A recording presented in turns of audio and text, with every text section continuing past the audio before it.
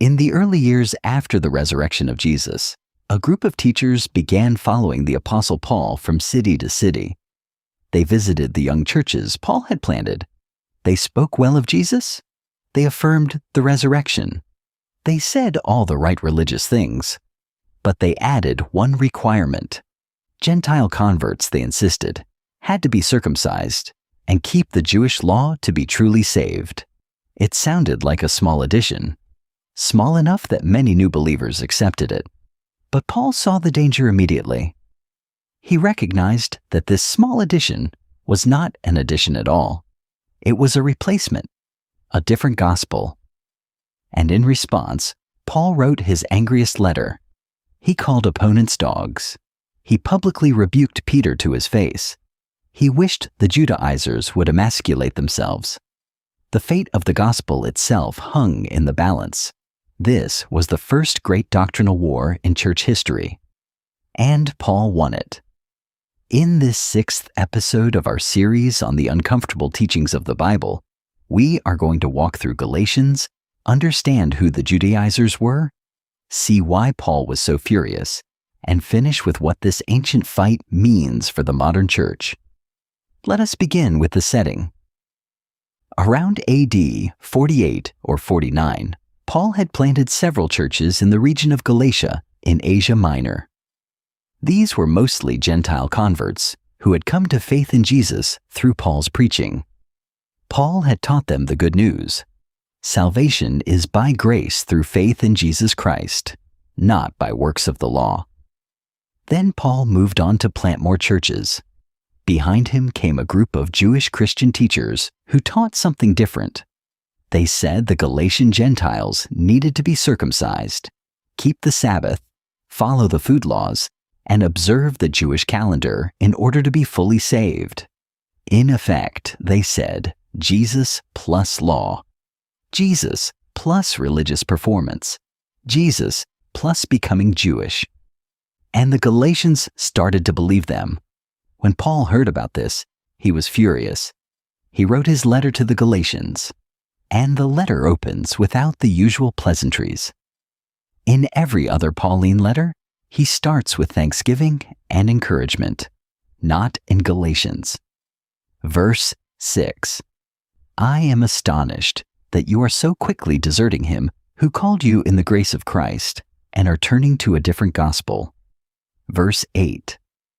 But even if we or an angel from heaven should preach to you a gospel contrary to the one we preached to you, let him be accursed. Verse 9. As we have said before, so now I say again, if anyone is preaching to you a gospel contrary to the one you received, let him be accursed. Read that.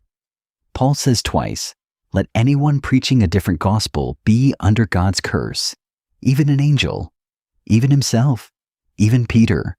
This is Paul at his fiercest. He knew what was at stake. Why was Paul so severe? Because the Judaizers were not just adding a rule. They were denying the sufficiency of Christ's death. If the cross plus circumcision saves, then the cross alone does not save. If faith plus law justifies, then faith alone does not justify. This turns the gospel of grace into a gospel of works. It makes Jesus' death insufficient. It makes salvation depend on human effort. It puts the sinner back under obligation to earn what Christ already purchased in full. It was the most dangerous heresy the early church faced, and Paul would not tolerate it for a moment. Then Paul does something even more dramatic. In Galatians chapter 2, he tells the church about a public confrontation he had with the Apostle Peter himself. Peter, one of the 12, the leader of the Jerusalem church, the man Jesus called the Rock. Peter had come to visit the church at Antioch, where Jews and Gentiles were eating together. At first, Peter joined in, but when some Jewish visitors from Jerusalem arrived, Peter withdrew and stopped eating with the Gentiles.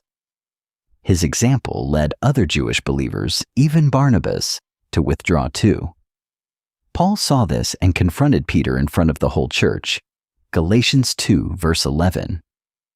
But when Cephas came to Antioch, I opposed him to his face, because he stood condemned. Paul confronts Peter publicly. He calls Peter a hypocrite. He accuses Peter of not walking in line with the truth of the gospel. This is one of the most stunning scenes in the New Testament. Paul's confrontation of Peter was not personal. It was doctrinal. Peter's withdrawal from Gentile fellowship communicated that Gentiles were second-class Christians, that they needed to become Jews to be fully accepted. This subtle but devastating message contradicted the very gospel Peter himself preached. Paul knew that if Peter was allowed to communicate this, the whole church would follow. So Paul confronted him. And to Peter's credit, he received the rebuke. Peter later wrote in 2 Peter 3:15 that Paul was his beloved brother, whose letters contained wisdom. Peter did not hold a grudge. Both men were servants of Christ before they were rivals of each other. This is what mature leadership looks like. Fierce on the truth, gentle on the person after truth is defended. Then Paul lays out the gospel foundation in Galatians 3 and 4. Verse 10. All who rely on the works of the law are under a curse. Verse 11. It is evident that no one is justified before God by the law, for the righteous shall live by faith. Verse 13. Christ redeemed us from the curse of the law by becoming a curse for us, for it is written, cursed is everyone who is hanged on a tree. Chapter 3, verse 26. In Christ Jesus, you are all sons of God through faith. Chapter 4, verse 4 and 5. But when the fullness of time had come, God sent forth his Son, born of woman, born under the law, to redeem those who were under the law, so that we might receive adoption as sons. This is Paul's gospel. Justification by grace, through faith alone in Christ alone. The law cannot save, only Christ saves. Then Paul comes to his fiercest moment, Galatians 5, verse 2. Look, I, Paul, say to you that if you accept circumcision, Christ will be of no advantage to you. Verse 3. I testify again to every man who accepts circumcision that he is obligated to keep the whole law. Verse 4. You are severed from Christ, you who would be justified by the law. You have fallen away from grace. And then verse 12. I wish those who unsettle you would emasculate themselves. Read that.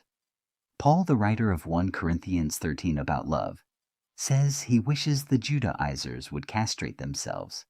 This is not a printable expression. This is holy fury.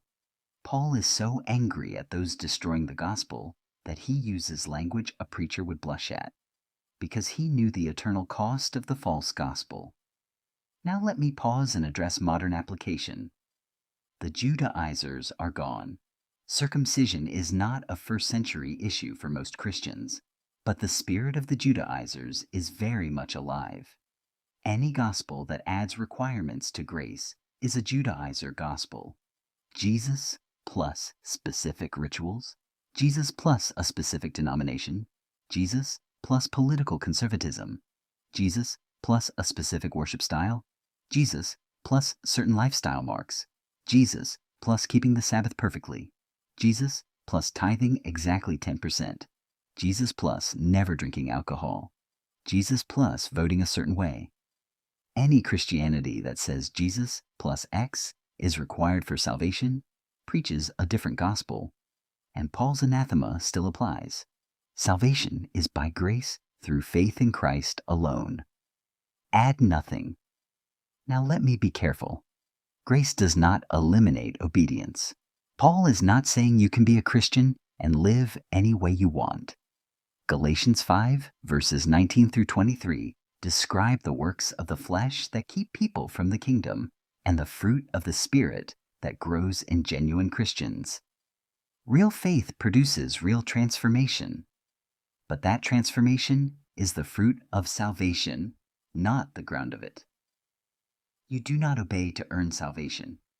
You obey because you have received it. Grace comes first. Fruit follows. The Judaizers reversed this. They said you must produce first, and then be saved.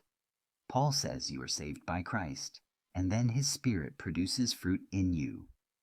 Order matters. Let me also address the beautiful outcome of Paul's fight. Because Paul won this doctrinal war, the gospel of grace went to the Gentile nations without becoming a Jewish sect.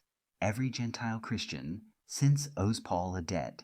Every American Baptist, every African evangelical, every Chinese underground believer, every Vietnamese Christian, every non-Jewish believer in world history is a Christian because Paul refused to add circumcision to the cross. If he had lost this fight, Christianity would have remained a small Jewish sect and never reached us. His fierceness was gift. His anger saved the church. This is why Paul's letters have been treasured for 2,000 years. Now let me apply this to us today.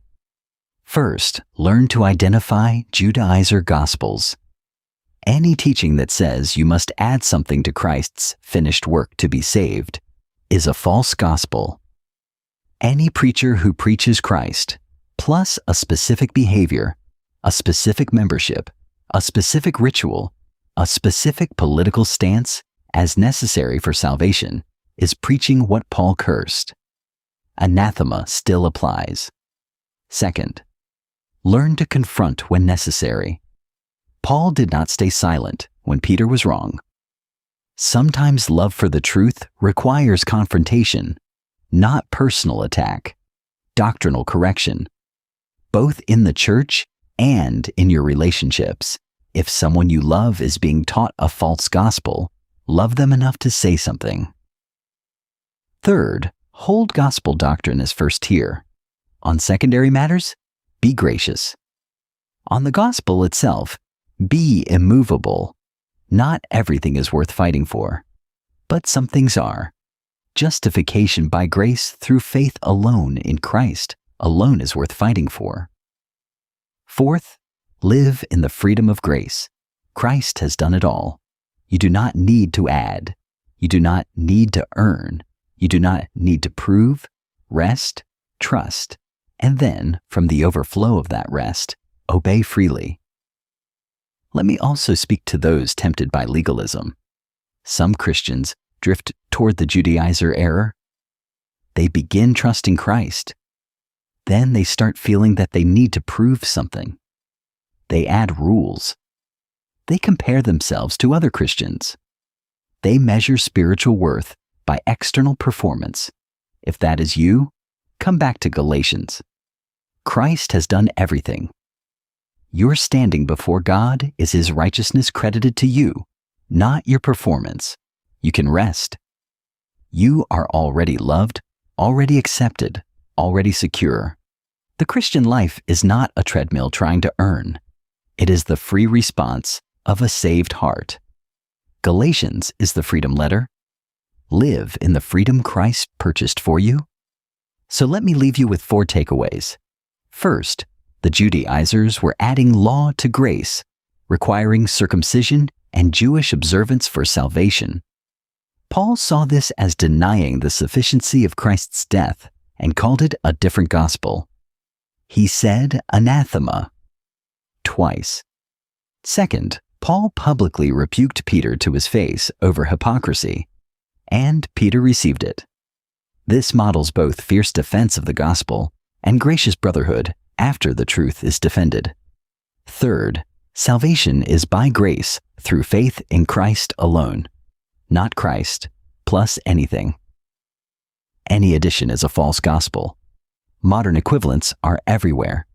Learn to identify them and reject them.